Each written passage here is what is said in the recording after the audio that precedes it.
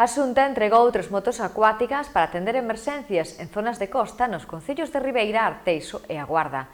O Goberno galego deu comezo con estas entregas o pasado ano, no que os concellos de Ortigueira, Cervo, Sanxenxo, Muros, Ponteceso e a Mancomunidade do Valmiñor recibiron sendas motos acuáticas. Esta mañá o vicepresidente da Xunta, Alfonso Rueda, desprazouse ata Ribeira para facer a entrega.